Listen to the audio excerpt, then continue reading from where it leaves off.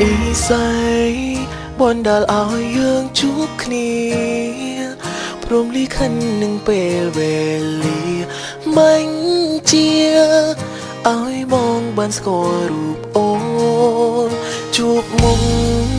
បានតែម្ដងបងនឹកអូនមិនអាចហាមបញ្ជាបែងដូងខ្លួនឯងអារម្មណ៍ប្រាប់ថាត្រូវការស្រីអូនញ៉ាំបាយឬនៅគេឬនៅជីវ៉ាពីមីងសួរអូនរាល់ថ្ងៃតែព្យាយាមស្និទ្ធស្នាលនឹងរូបស្រីក៏ព្រោះតែចង់ឲ្យអូនយល់ពីអត្ថន័យដែលស្រឡាញ់អូនសុំក្បែរបានទេមិនយូរទេត្រឹមមួយជីវិតសុំត្រឹមរួមរស់ក្បែរចិនជាប្តីប្រពន្ធ100ឆ្នាំយល់ព្រមបានទេសន្យាណាមិនឲ្យប្រែស្រា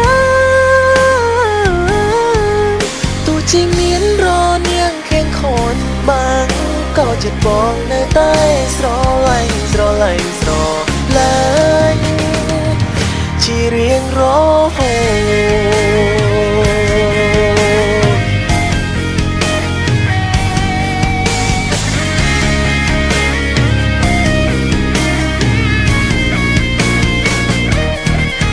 ពេលបា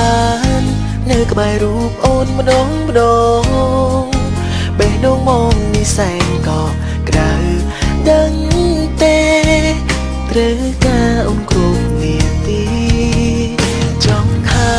មគេមិនឲ្យមើលមកអូនចង់ហាមអូនមិនឲ្យមើលគេមៀងមេធ្វើបានទេពីពេលនេះទៅ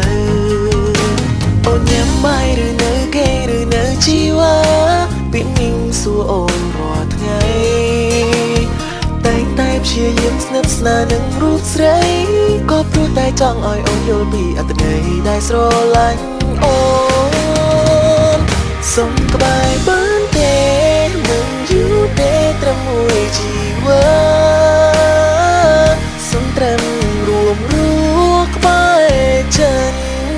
ជាប្តីប្រពន្ធ100ឆ្នាំយល់ព្រមបានទេសន្យាណាមិនឲ្យប្រែស្រាទោះជាមានរនាងខៀងខនបាំងក៏ចិត្តបងនៅតែស្រឡាញ់ជារៀងរហូត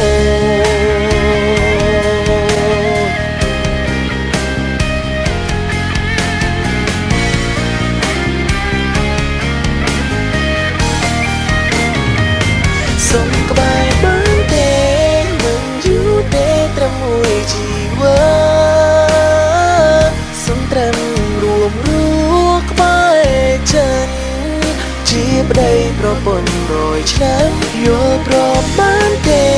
សន្យាណាមិនឲ្យប្រែស្រាទោះជាមានរនាងខៀងខនបាំងក៏ចិត្តបងនៅតែស្រឡាញ់ជារៀងរហូត